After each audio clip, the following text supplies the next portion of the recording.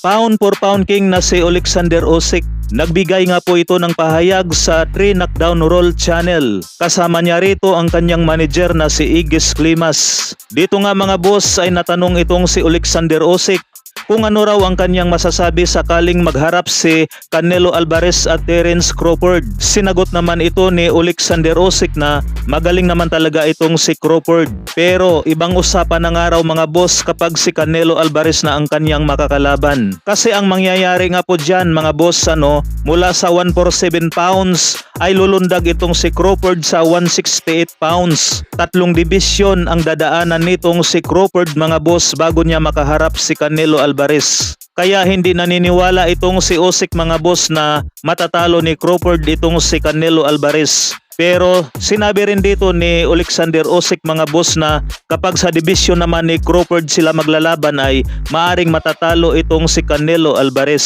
So yan nga po ang pahayag nitong pound for pound king. How do you see that fight? I like Terence.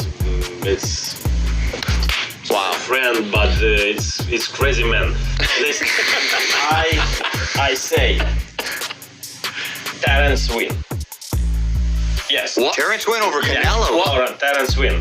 Sa ibang balita naman mga boss, pambansang kamao na si Manny Pacquiao. Plano nga po nitong makikipagsalpukan kay Mario Barrios para daw ito sa bakanting titulo sa welterweight division. Habang may kakapasok naman na balita mga boss na may exhibition fight nga raw itong ating pambato ngayong darating na July 28 sa bansang Japan.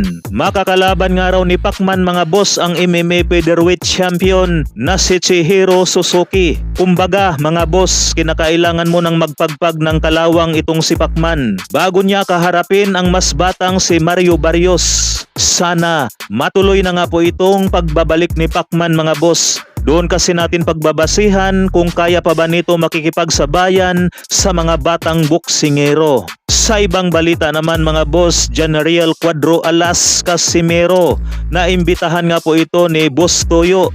Kasama nga po rito ni Cuadro Alas mga boss ang mga sikat na vlogger dito sa ating bansa. Ito kasi yung nakikita kong kagandahan dito kay Cuadro Alas Casimero mga boss habang wala pa itong laban tuloy-tuloy naman ang kanyang kita sa social media at sa mga sponsor. Hindi kasi lahat ng mga Pinoy boxer mga boss ay nabibiyayaan dito sa social media at hindi rin lahat ng mga Pinoy boxer mga boss nagkakaroon ng mga sponsor. Di katulad nitong si Cuadro Alas na kumikita talaga sa social media at kumikita sa mga sponsor. So hanggang dito na lamang muna tayo mga boss.